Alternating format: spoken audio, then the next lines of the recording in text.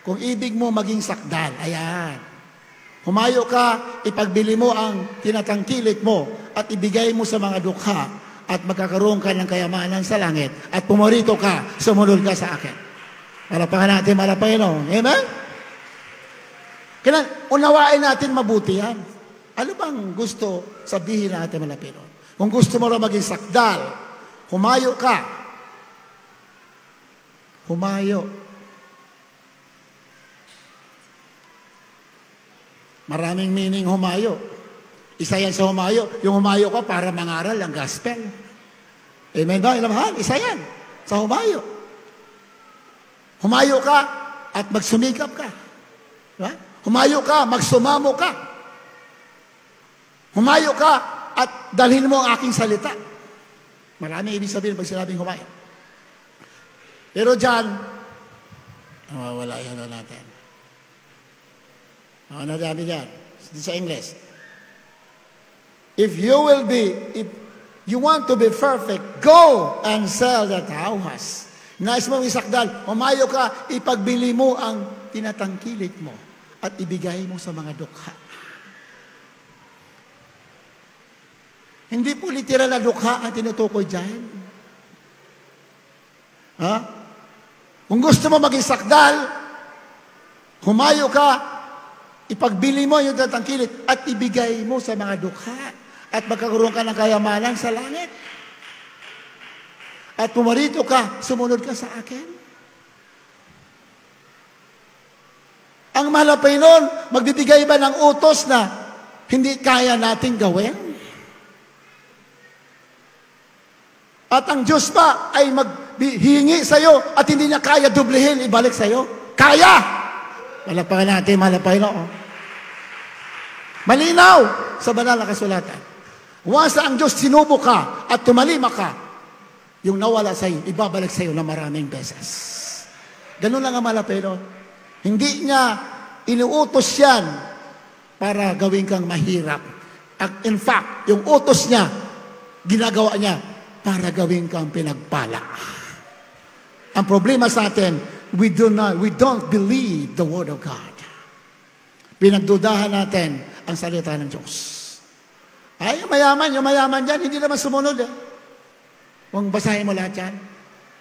Nalungkot siya. Ibig pagbili ko yung kayamanan ko, pamigay ko sa mga dukha.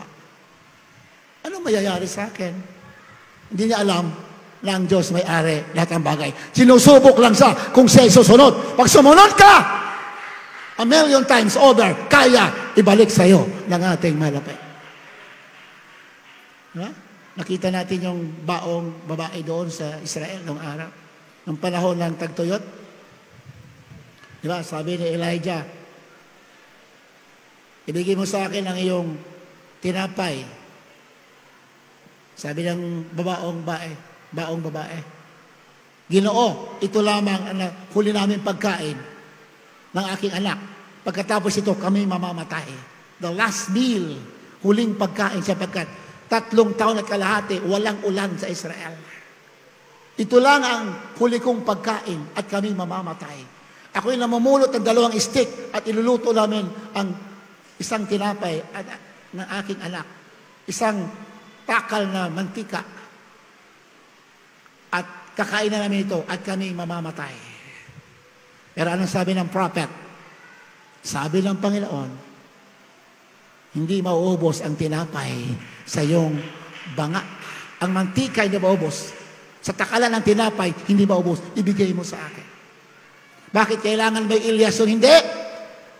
Sinubok lamang kung ikaw ay magtitiwala. Pag nagtiwala ka, diyan magsisimula sa iyo ang walang hanggang katapusan, biyaya ng ating malapit. Alam mo, pag Kristiyano tayo, ang gusto ng Diyos, mabuhay tayo sa pananampalataya. We must live by faith. Hindi na sa sarili mong plano, hindi sa pananampalataya. Dahil pag nagtiwala tayo, ang Diyos kikilos at alam natin at ang Diyos may-ari ng lahat ng bagay.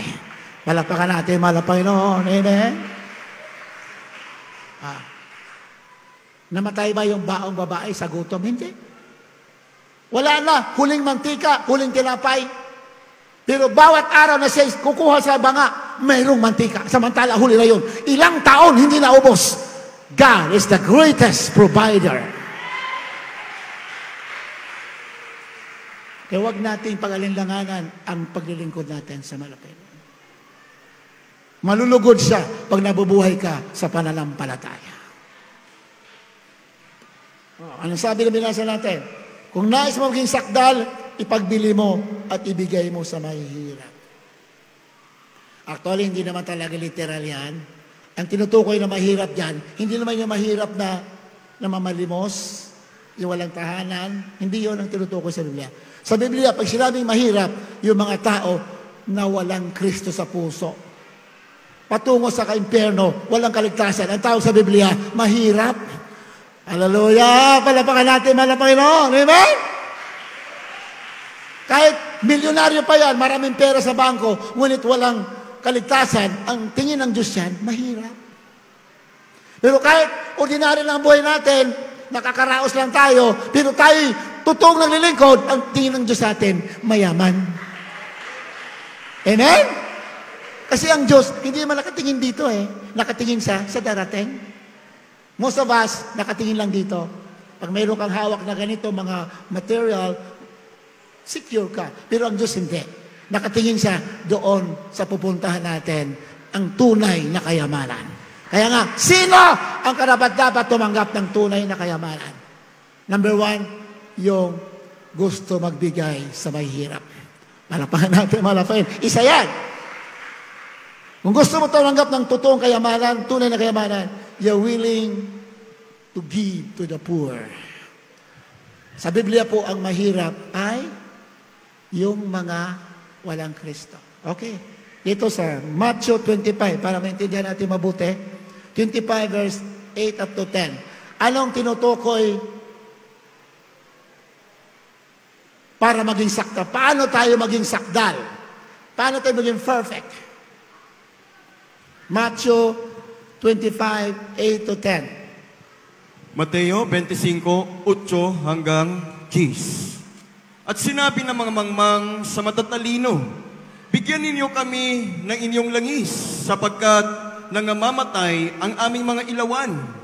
Datapat nagsisagot ang matatalino na nangagsasabi, baka sakaling hindi magkasya sa amin at sa inyo, magsiparoon muna kayo at magbili at magsibili kayo ng ganang inyo. At samantalang sila ay nagsisiparoon sa pagbibili, ay dumating ang kasintahang lalaki at ang mga nahanda ay nagsipasok na kasama niya sa piging ng kasalan at inilapat ang pintuan. Malapakan natin, malapinon. And the door was shut. And the door was shut. At ang pintuan ay isinara. Mamaya, mababasa natin.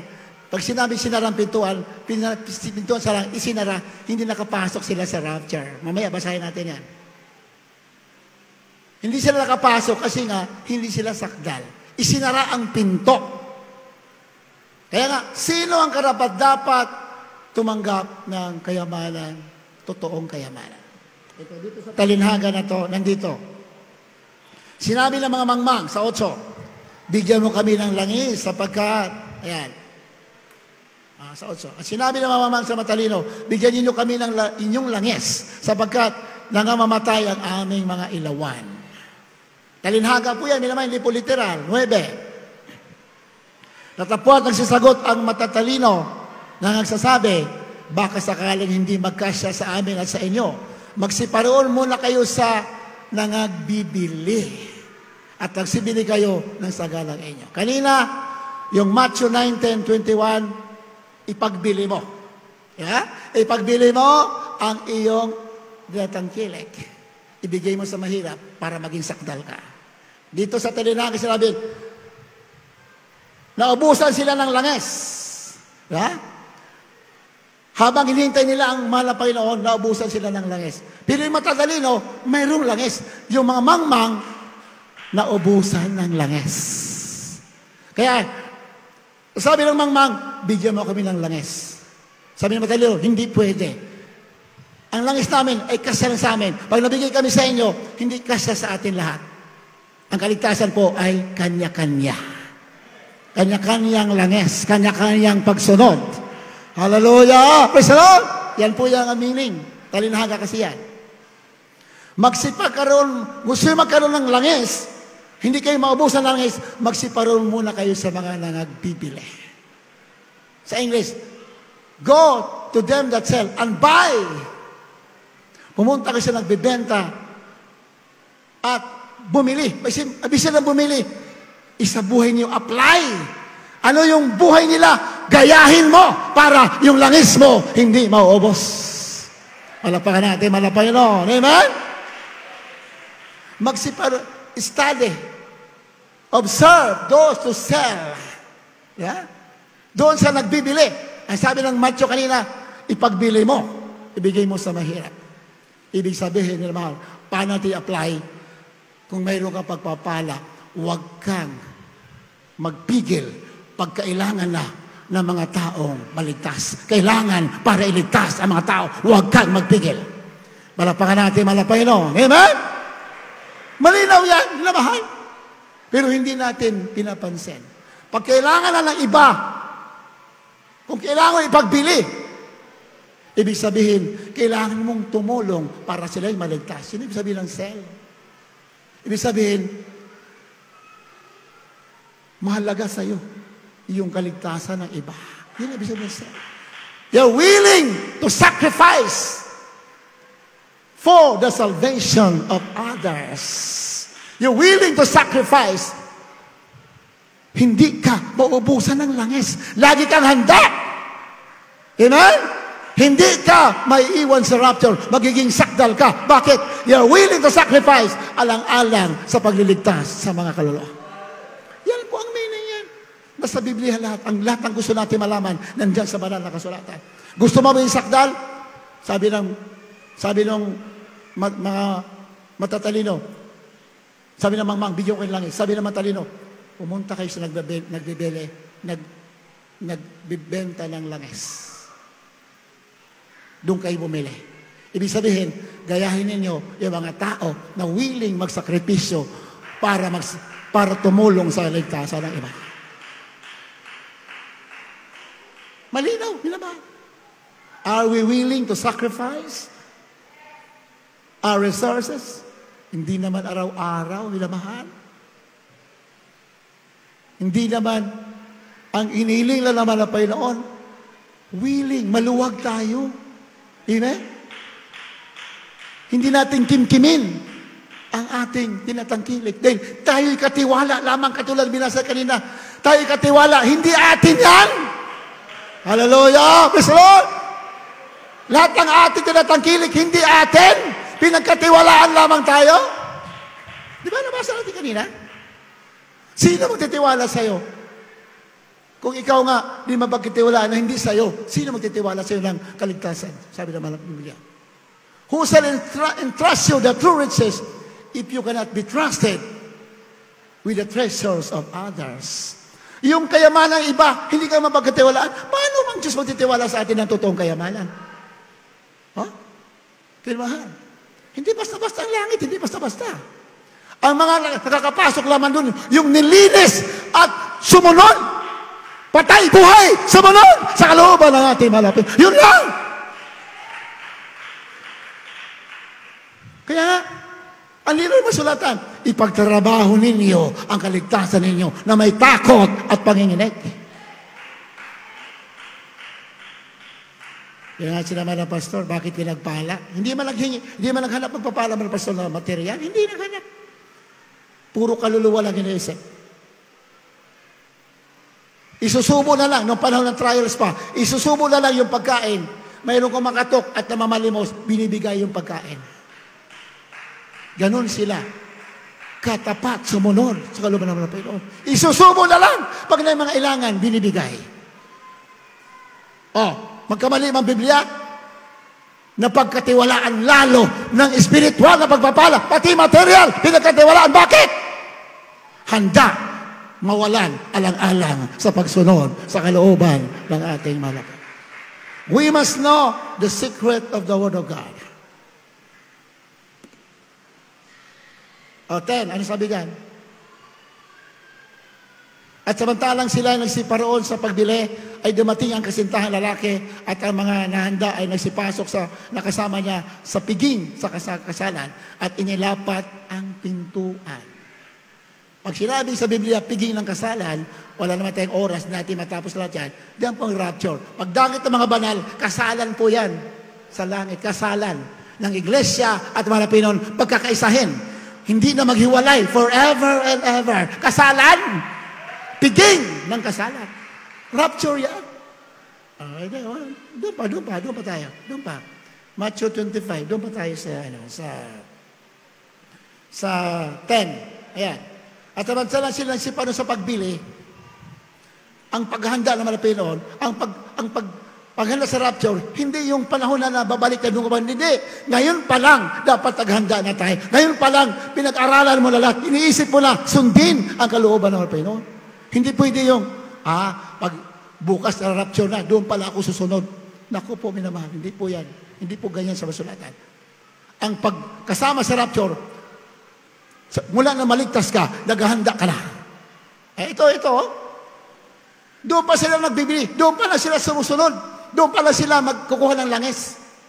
Nandyan na yung kasintahan lalaki. Nandyan na malapiron. Dumating na kasi lalaki. Doon pa lang sila at samantalang nahanda si Pastor. Yung mga ready, sumama sa kasal. Ibig sabihin, kasama sa rapture. At ang pinto ay isinara.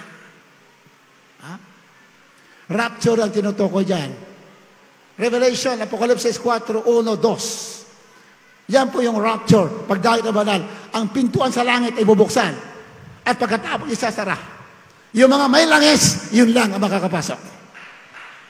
May langis ba tayo? May langis ba tayo? Sa Biblia, pag sinabing langis, the oil symbolizes the Holy Spirit and sacrifices. Malinaw sa masulatan. Pag langis, sumisimbolo sa Holy Spirit at mga sakripisyo ng mga anak ng Diyos. Kindly read, Revelation chapter 4, verse 1 and 2. Dapat may langis tayo. Pag marami ka sakripisyo, maraming Holy Spirit ka. Pag meron ka Holy Spirit, handa ka mag-sakripisyo. Kaya dapat may langis tayo. Alam ko may langis tayo dahil kahit hapon na, nandito pa rin tayo, nagpupuri sa ating mga. Kahit may nakakatisod, nandito pa rin tayo. Yung mga Kristiyano kasi pag wala nakakatisod, mainit. Pag mayroon narinig ng mga balita, wala na, nalalamig na. Hindi kaya ng paglilingkod. Ang paglilingkod sa Malapinon, may narinig ka masama, may narinig ka mabuti, pareho lang. Lagi kang mainit, naglilingkod sa Malapinon. Kasi ang panahon, hindi laging maaraw. May ulan yan. Ang paglilingkod, gano'n yan. Hindi puro mabuti maririnig mo dahil may diablo na umiikot sa mga buhay natin. Guguluhin tayo para ma-discourage ka. Pero huwag kang tumingin. Dito ka sa salita ng Diyos tumingin. Apocalypse 4, 1, 2. Rapture yan, rapture. Pagdangit ng mga banal yan. Apocalypse 4, 1 hanggang 2. Pagkatapos ng mga bagay na ito, ay tumingin ako at narito ang isang pintong bukas sa langit. At ang unang tinig na aking narinig, na gaya ng isang pakakak na nakikipag-usap sa akin, ay sa isang nagsasabi, umakyat ka rito at ipapakita ko sa iyo ang mga bagay na dapat mangyari sa harapin. Pagdakay, napasa espiritu ako at narito may isang lukluk ang nalalagay sa langit at sa ibabaw ng luklukan ay may isang nakaupo. Ang linaw na rapture. Balik sa Pagkatapos sa bagay na ito ay tumingin ako at narito ang isang pintuan bukas sa langit. Pag rapture kasi ang langit bukas. Kanina, yung mga walang langis, naiwan at ang pintuan sa langit isinara sa talinagan. Nalala nyo kanina, hindi na sa natin. And the door was shut. Matthew 25:10. Yung may langis lang nakapasok sa pinto. After noon, isinara. Ito naman, pag nakita ko mga, pagkatapos ng mga bagay na ito, ano mga bagay na yan? Sa sunod, pag-alalan natin, ano mga bagay na yan? Ano ba mangyayari muna bago ang rapture? Pagkatapos ng mga bagay na ito, ay tumingin ako at ito, isang pintuang bukas. At unang tinig na aking narinig ay gaya ng pakakak na nangungusap sa akin ay nagsasabi, umakyat ka dito. The rapture, umakyat ka lang sa langit. Pakakak. May trompeta, may pakakak, bago ang pagdangit ng banal. Amen? 2. Pagdakay, nasa espiritu ako. O yun? Pagkarinig niya ng huling trompeta, bigla napalitan ang kanyang katawan, naging spirit na siya. Napalitan ang katawan ni pagkasira ng katawang spirit, glorified body. At narito isang luklukan nakalagay sa langit at sa ibabaw ng luklukan ay may isang nakaupo. Nakaupo malapiloon, palitin sa langit, bibigyan ng reward ang mga nakapasok sa pintuan ng langit. Malapakan natin malapiloon. Amen? Kaya, wala nang ibang pinakamalaga sa buhay natin. Wala nang iba. Paano tayo makarating doon? Yan lang, wala nang iba. Huling talata, Jude chapter 1 verse 21. Jude 1:21, can you read? Judas, Kapitulo po 1, ang talata po ay 21. 21.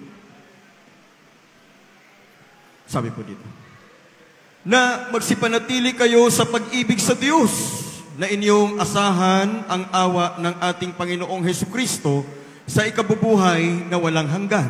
Palakpakan natin malapiloon. Amen?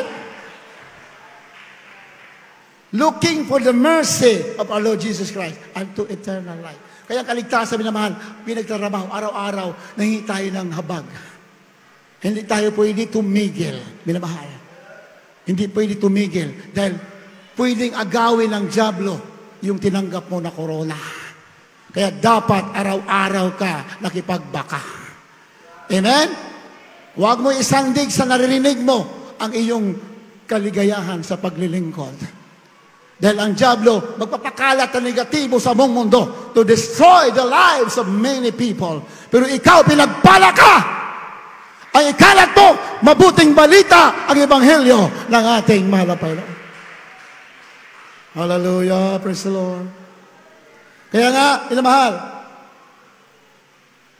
laging magsumamo, sabi doon, magsimanatili kayo sa pag-ibig ng Diyos, na inyong asahan ng awa na ating malapin. Lagi tayong umasa sa awa para maligtas tayo. Hindi po pagligtas ka na. Once you are saved forever. That is deception. Ang tawag dyan, eternal security. Pagligtas ka na. Hindi po totoo yan. Pagligtas ka na, i-maintain mo, ipagtrabaho mo para hindi mawala ang kaligtasan. Hallelujah! Praise the Lord! Ay, iba kasi, hindi. Ligtas na ako. Kahit di na ako mamuhay ng kabanalan. Di na. Saka na ako magpakainit. Di ba? Palamig-lamig muna ako ngayon. Di ba? Para ba sa Biblia, yung talinhaga, nag-imbita malapinon. Sige, imbitahan niyo mga tao para mapuno ang aking piging. Talinhaga. Ang daming excuse ng iba. Hindi, mayroon akong binili na bukid eh. May binili ako na baka eh. Diba? Hindi, magpapakasal ako. Kaya ayaw ko muna pumunta. Nagalit ang malapinon. Hindi mo magpapakasal lang? Magpapakasal lang? Hindi na pumunta sa piging. Di ba? Magpapakasal. Mag-aasawa lang, ayaw na mamuhay ng kabanalan. Mag-aasawa lang, pinutol ng buhok. Mag-aasawa lang nag-search na. Sa Biblia, ano ngayon kung mag-asawa ka? Lalo ka magpakabanal para makita ng Diyos na mas mahalaga sa iyo ang Diyos kaysa pag-asawa mo, kaysa lupain mo, kaysa mga bagay na sa mundo. Diyos ang pinakamahalaga. Diba, mag-asawa pa na, nalamig na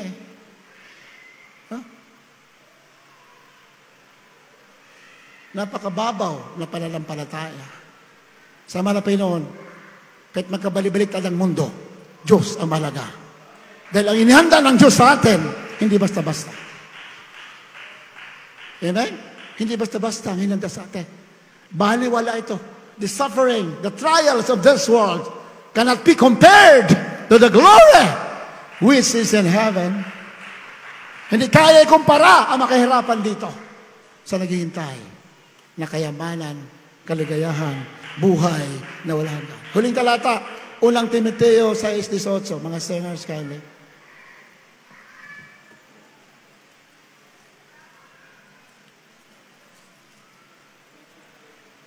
Unang Timoteo 6:18.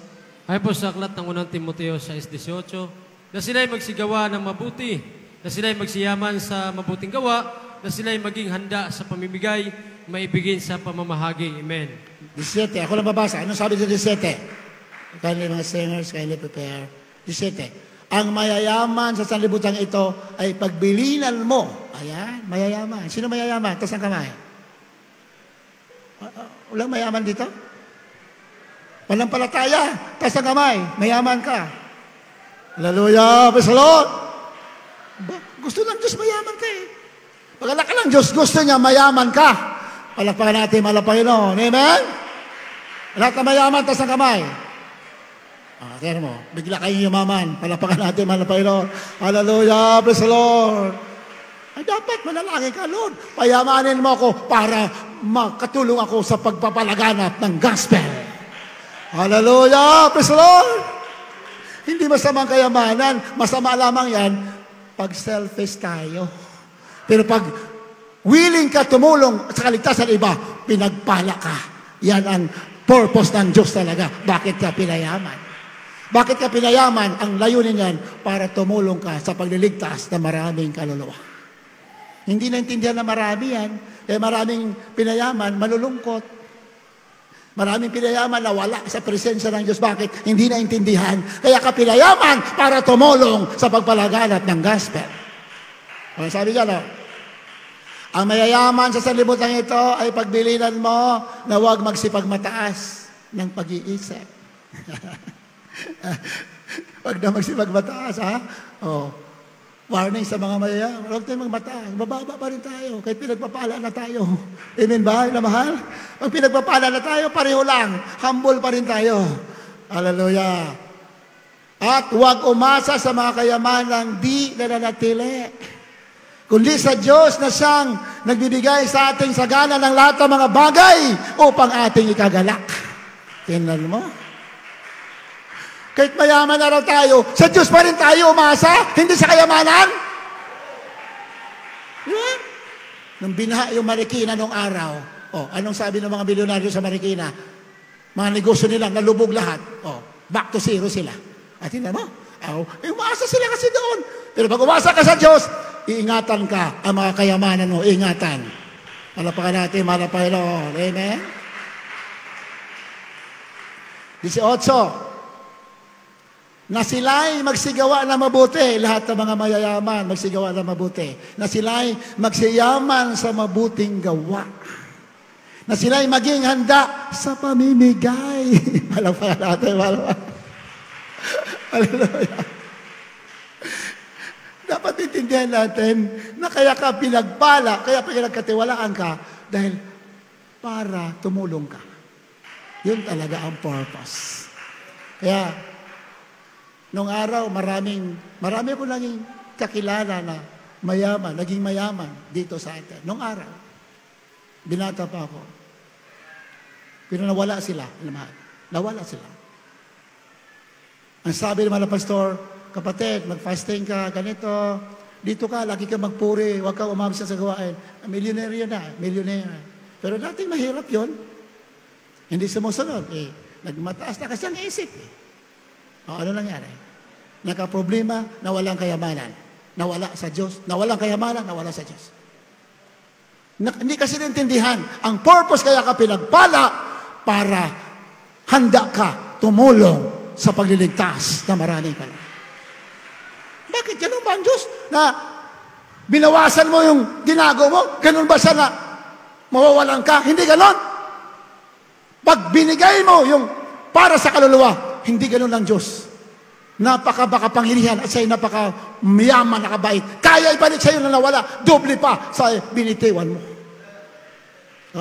Na sila'y maging handa sa mimigay, maibigin sa pamamahagi. Maibigin sa pamamahagi.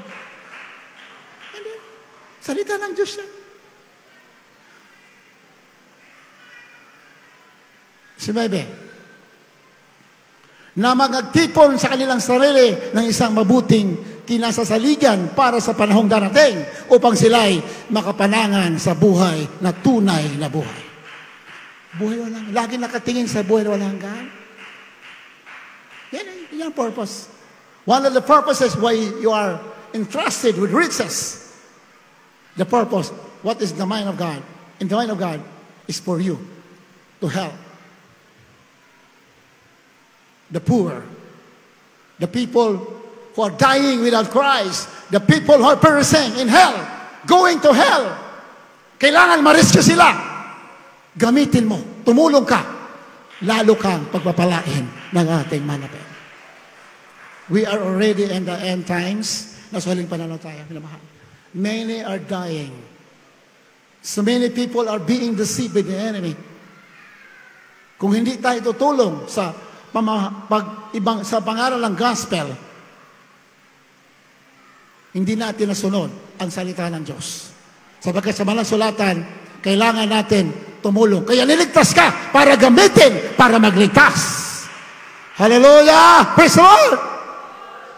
Ang ating mga pastor, dugo at buhay. Kaya ba palitan ng buhay ang isang tao ng ilang bilyon na salapi? No. Ang isang, sabi ng Biblia, ang isang kaluluwa ng isang tao, hindi kaya bayaran ang buong mundo na kayamanan. Kahit sabihin mo sa mga pastor, bigyan kita ng 10 billion para mag-ayuno ka. Sabi ng pastor, hindi ko tatanggapin yan. 40 days, mag-fasting ka ng 40 days. Hindi kaya bayaran ilang billion na salapi. Napakahirap doon. It is between life and death.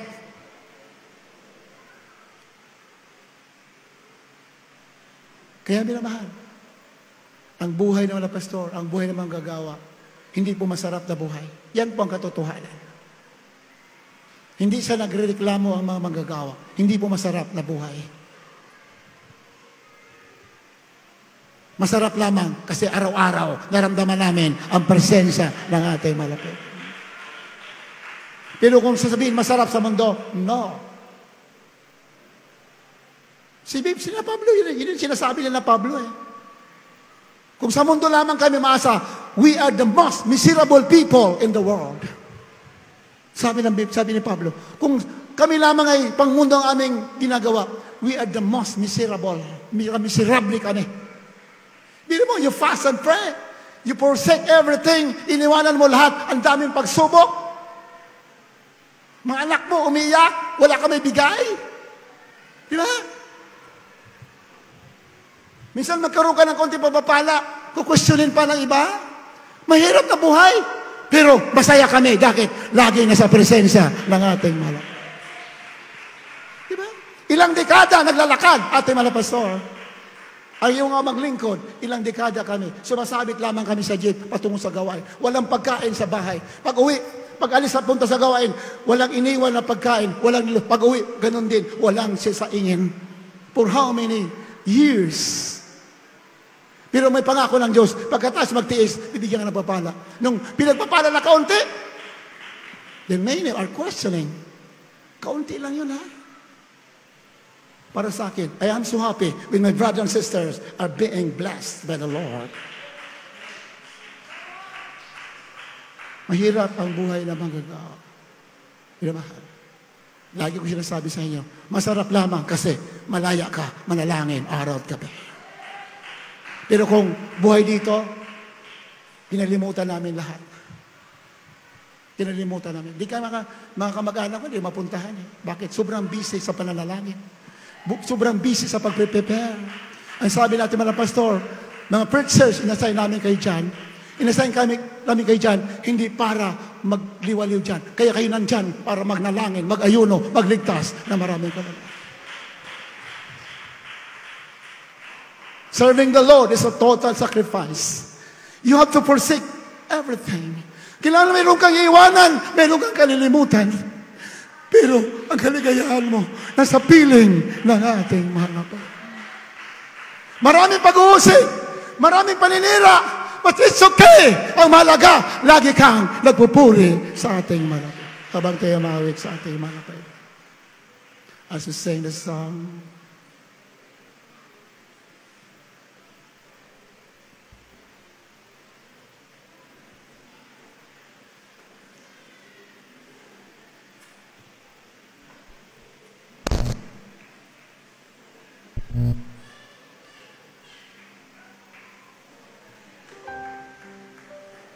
kay buti mo sa akin. Malapit noon, napakabuti sa atin. Pag iniwanan mo lahat, yung kaligayahan mo naman, hindi kaya mapantayan. Hallelujah. Wala pala sa material ang tunay na kaligayahan. Nasa presensya ng ating malapit. Nasa pagsunod sa kalooban ng ating malapit. Tunay na ang Diyos, napakabuti sa atin.